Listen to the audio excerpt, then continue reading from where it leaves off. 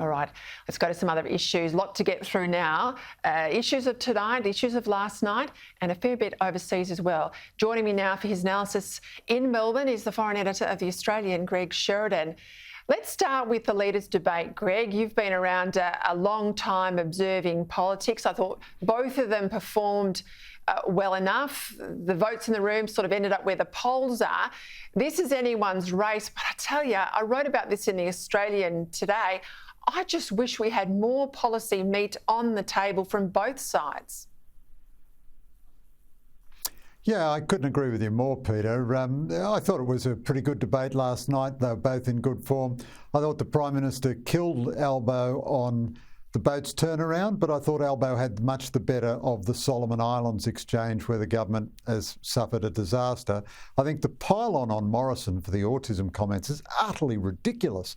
I saw the debate and he said something like, I'm blessed to have had, my kids are lucky not to have had the health challenges. Now, does that really imply that anyone who has had health challenges is being demonised by the Prime Minister? I just think there is an absurdity, and you're quite right. If he'd stepped in front of a female candidate the way Albo did, it would have been the end of the world. But I guess you've just got to grin and bear it with that kind of madness. I agree with you about the characterisation of the campaign. This is a low-rent campaign.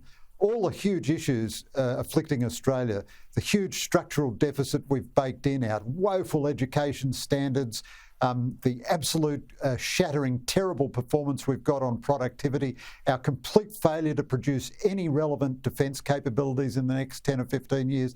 None of these issues, our $1 trillion of debt, none of that's up for discussion. It's, was ScoMo theoretically crossing a verbal line in his reference to disabled kids?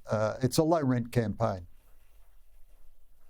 And we've never had more challenges. I mean, particularly in the security front, we've never had more challenges. We can see that now with the issue in the Solomon Islands, which we'll come to in a moment. But what concerns me, and we saw it again with this revamped Mediscare campaign, this time targeting pensioners, we had a Labor frontbencher, Mark Butler, letting the cat out of the bag on ABC Radio today, admitting that the PM nor the Social Services Minister, neither of them have said there'll be a cashless welfare card. He's publicly out that. Now, we've got the printed version of what he said, but I can't find that posted anywhere on the ABC site, so they want to bury that.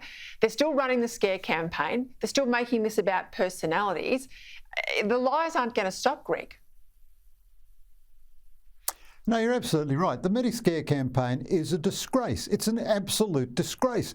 The government, nobody could accuse it of not spending enough money. It's spending like 5 million drunken sailors all gone crazy. It's spewing money out. It's got spigots spraying money at every voter it can find. And Labor is claiming it's going to cut Medicare. That is utterly ridiculous. To be fair, the government is making also dishonest claims about Labor, talking about a mining tax and a carbon tax and all the rest of it, when Labor's policy is not to do that. The difference, I guess, is that the media tends to pick up Labor's scare campaigns and run with them, whereas they tend to dismiss the government's scare campaigns. But it's a very low rent kind of tactic. You don't debate. I mean, you remember those old-fashioned days when John Howard proposed a real reform, the GST, and we had a debate about a real reform, or the Keating, when he was Treasurer, deregulated, the financial system, and we had a real debate about that. Now we live in performative symbolism, substance, shadow scare campaigns, memes, internet conspiracies. Maybe I'm old-fashioned, but I have the strong preference for reality over fantasy. Or when my former boss, took big ticket items like getting rid of a mining tax, getting rid of a carbon tax, reforming the budget and stopping the boats. No small target there in 2013. And Australians were up for that debate and they rewarded him with a landslide. I just lament where we are, Greg. It feels more and more like the United States where it's... a very able country declined into two very ordinary candidates at the last election and a pretty ordinary president. Let's go to this Solomon Islands issue. I'm talking to Peter Dutton a little bit later in the show, but you were in The Australian today. You described this deal, this security treaty, as a very bad day for Australia, one of the worst days for our national security since the end of the Vietnam War. You didn't mince your words. where does this go from here? Well, I admire Peter Dutton personally, but I also regard this as an epic fail of Australian policy. Sensor Zelja, he's a good guy, but he was on radio yesterday saying the first the government heard about this was when they read the leaked text of the draft agreement. Yet, anybody who knows anything about Australian government knows that it reads the emails, listens to the phone calls of all the Pacific leaders all the time. If they didn't know about this, and the Prime Minister has claimed he did know about it, so the government can't even get its story straight. But this is a catastrophic failure for Australia.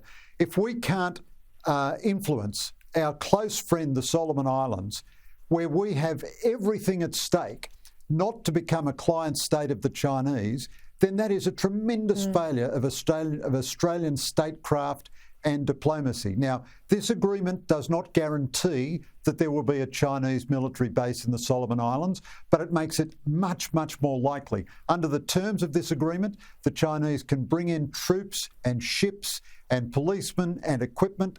And Sogavare doesn't face an election for another year. He's talking about extending the parliamentary term for another year after that.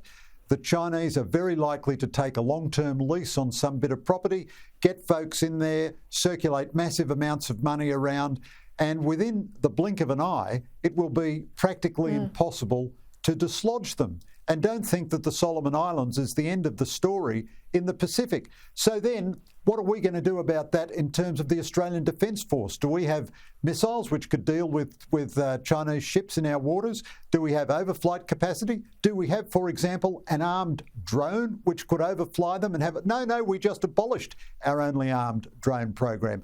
I think this is a cluster mess of Australian policy and Labor probably wouldn't have done any better, but the fact is Morrison government is in office.